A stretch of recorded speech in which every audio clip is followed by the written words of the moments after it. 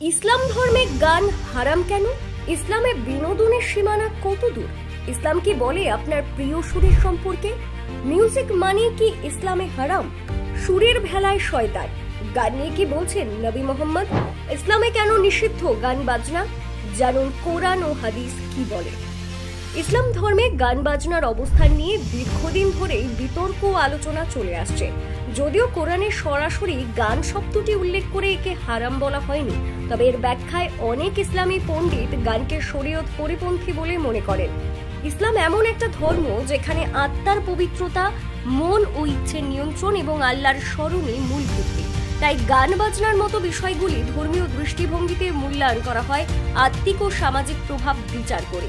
কোরআনের সূরা লুকমানে একটি আয়াতে বলা হয়েছে, কিছু মানুষ আছে যারা বেহুদা কথা বা অর্থহীন গল্প দিয়ে আল্লাহর পথ থেকে মানুষকে বিচ্যুত করে। অনেক তাফসীরবিদের মতে এখানে বেহুদা কথা বলতে গান ও বাজনার কথাই ইঙ্গিত করা হয়েছে। বিশেষ করে যারা এসব দিয়ে মানুষকে সত্য থেকে দূরে সরায়, তাদের উদ্দেশ্য ও প্রভাবের দিকটি কোরআন কঠোরভাবে সমালোচনা করে। হাদিসেও এমন কিছু বর্ণনা রয়েছে যেখানে রাসূলুল্লাহ ভবিষ্যৎবাণী করেছেন যে একসময় এমন এক দল লোক আসবে যারা গান বাজনা, মদ, ব্যভিচার এবং বিলাসবহুল জীবনের মধ্যে হারিয়ে যাবে। তিনি বলেন, এরা এসবকে বৈধ মনে করে গ্রহণ করবে, অথচ প্রকৃতপক্ষে তা হারাম।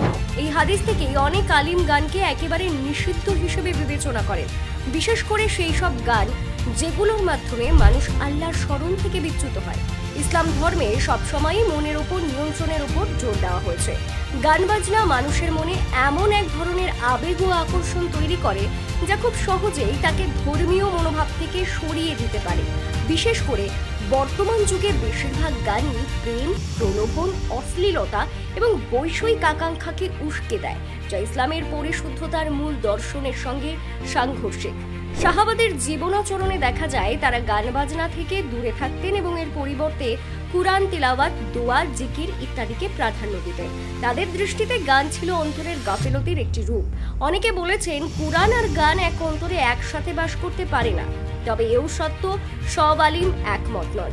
কিছু চিন্তাবিদ বলেন, গান যদি এমন হয় যাতে অশ্লীলতা নেই, যদি তা আল্লাহর প্রশংসা বা সদ্বিষয় নিয়ে হয় আর বাদ্যযন্ত্রের ব্যবহার সীমিত হয়, তাহলে তা সম্পূর্ণ হারাম নাও হতে পারে।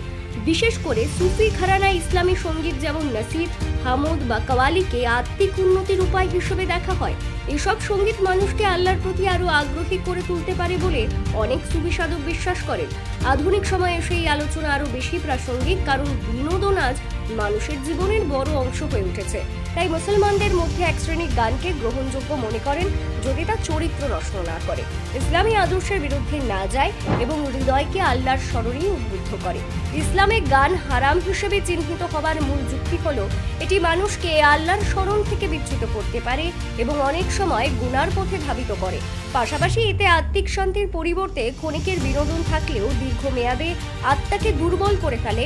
এজন্য অধিকাংশ আলিম এই মাধ্যমটি থেকে দূরে থাকার পরামর্শ দেন, বিশেষ করে যখন তা মানুষের চরিত্র ও ঈমানের ক্ষতি করে।